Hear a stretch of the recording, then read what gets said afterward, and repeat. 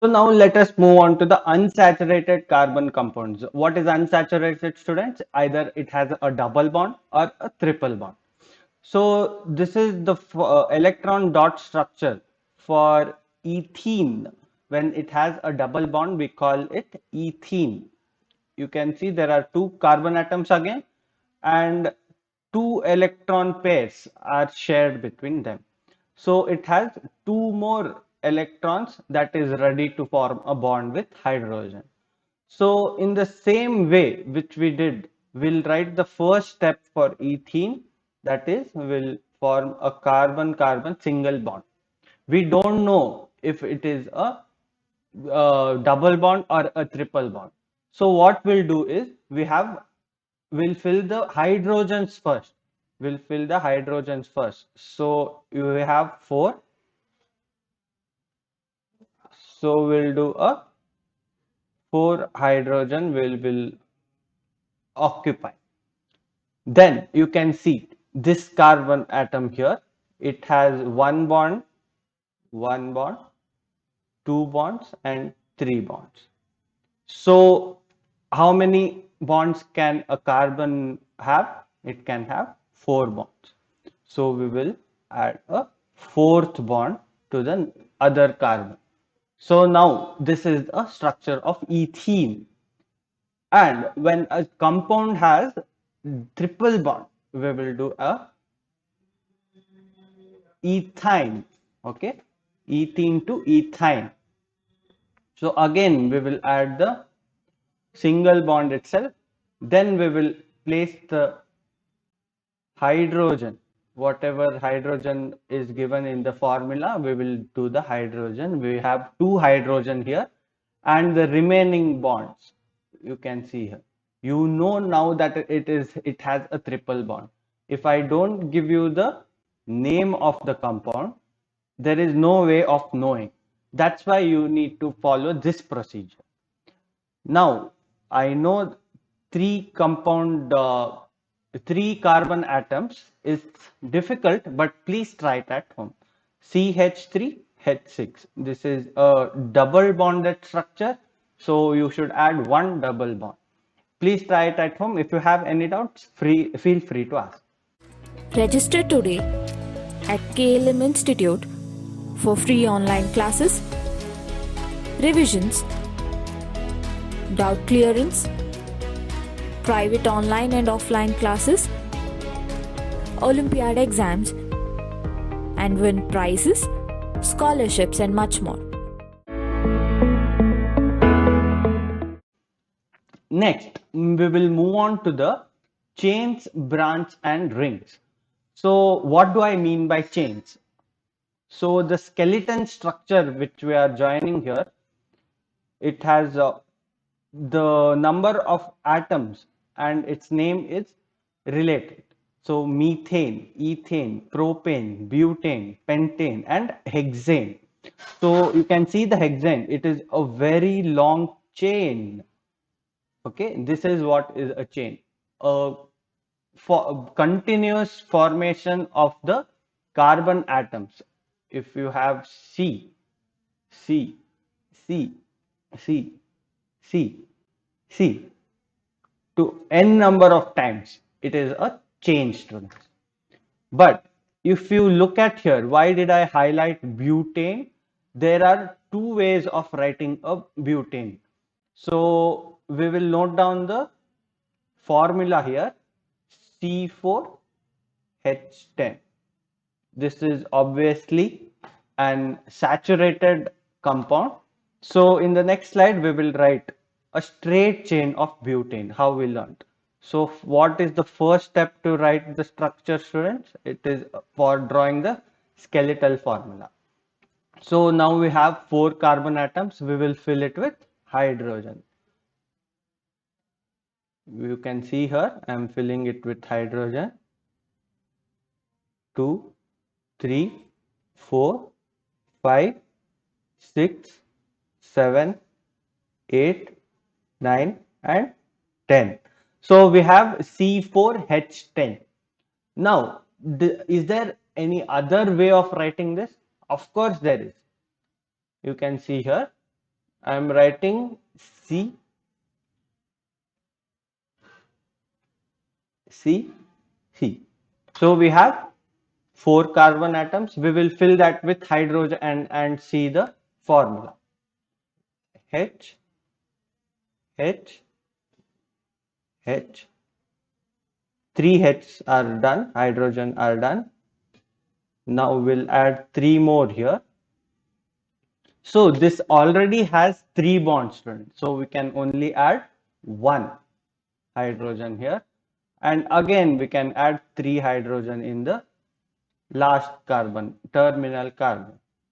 So let's count the number of carbon here. Now we know that there is four carbon atoms. So C4 and 1, 2, 3, 4, 5, 6, 7, 8, 9, 10. So again, it is C4H10. So are these both compounds same? Not at all. They have the similar or same chemical formula, but they vary in the structure. They have different structures. So these compounds which have same chemical formula but differ in structural formula or structural format, this is known as structural isomers. So this is the definition for structural isomers, that is compounds with same molecular formula but different structures are known as structural isomers. So this is known as a straight chain. We were speaking about chains and this is a straight chain. And when a carbon is attached to two carbon atoms, more than two carbon atoms, it is known as branch chain. You can see here. If this carbon is attached to two carbon atoms, but if I add one more carbon atom here, if it becomes a branched chain. So it does not stop here. Carbon is such a wonderful molecule that it cannot stop anywhere. It can form rings with itself. So you take the carbon, you take a straight chain, and here I'll show you. You take a straight chain. So I will not draw hydrogens so that you can see it clearly. Okay.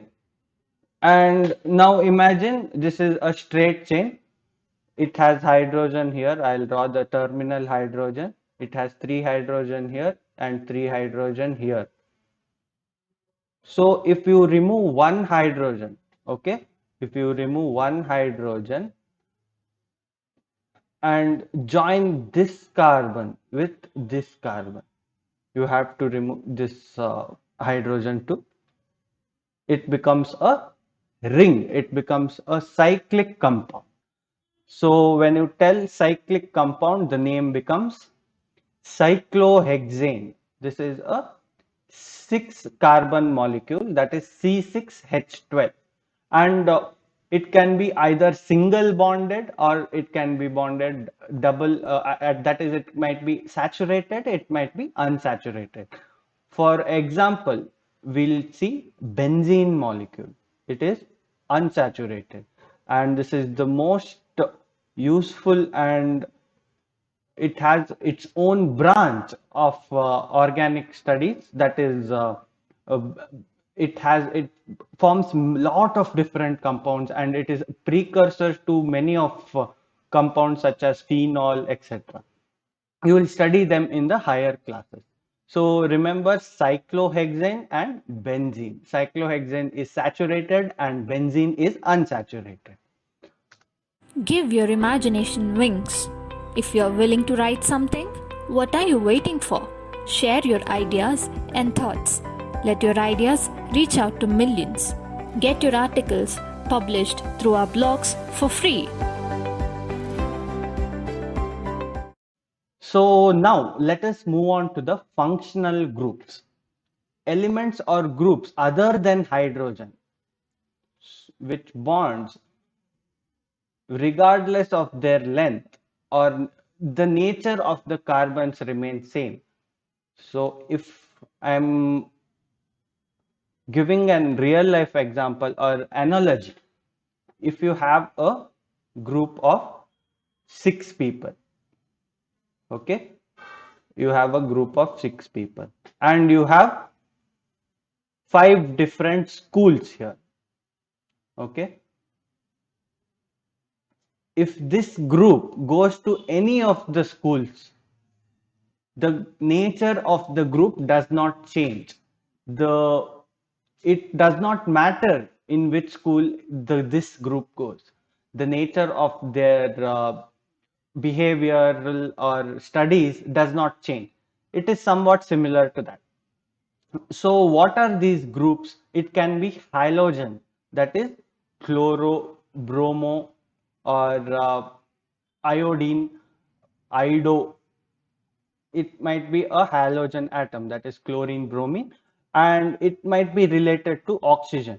The atoms or functional groups related to oxygen are alcohol, aldehyde, ketone, and carboxylic acid. So what happens in alcohol? OH group is adjoined to carbon. That is known as when an OH, for example, will take ethanol. We have 2 carbons. That is why we call it ethanol. I'll get into that in nomenclature. It is bonded with OH. All the remaining bonds, we will do it with hydrogen. This is the chemical formula, chemical structure of ethanol. This is C2. Count the number of hydrogen atoms: 1, 2, 3, 4, 5. So C2H5OH. This is ethanol. Also, in the similar way, there is aldehyde, that is, it is for a carbon atom is connected with CHO group, and ketone, that is C double bond O group, and carboxylic acid is the group where carbon is attached to double OH. That is, it is usually written as, you can see the top right corner, COOH. This is how it is usually written, and this is the representation of it. So these are the functional group. What happens when these functional groups are attached? The alcohol always remains a alcohol, and aldehyde always remains the aldehyde. No matter how many number of carbons are attached to it, it remains an aldehyde. And this is about the functional group. So there is something called as homologous series. So what is the meaning of homo? Homo is referring to same. So what is same here? Let's study this column wise column. There is CH3OH. This is alcohol. Okay, C2H5OH. This is an alcohol. And C3H7OH. This is also an alcohol. C4H9OH, also an alcohol. So you can tell OH is similar here. Now let us see why these are similar. What is the relation between them? CH4, C2H6, C3H8, C4H10. Now if we see the difference between the first compound and the second compound, it is just CH2. That is, if you add CH2 to CH4, it becomes C2H6. That is, you take one carbon and two hydrogen molecules and add it to the previous compound here, you get the next compound. Similar way, you can add CH2 to this compound to get the next compound. So this is the second compound, and you add CH2, you get the third compound, and so on. And there are many such series. You can see also here in unsaturated form, that is C3H6, C4H8, C5H10 and C6H12. All their differences are CH2. Even here you can see there is the difference between CH2. One atom of carbon leads to the next atom. So why do we study this homologous series? Is because they always have a peculiar and particular, their chemical properties and physical properties are very similar to each other, and that's why this is a huge study of homologous series. So homologous series is a sequence of compounds with the same functional group and similar chemical properties. So CH3 and C2H6 cannot be the in homologous series. CH3 and C2H5 OH can be the homologous series because it should have the same functional group. Or if there is no functional group, then no tension, it just has to be differentiated by CH2. The members of the series can be branched or unbranched, it does not matter. The chemical formula matters here. It should differ by CH2. So this is about the homologous series, students.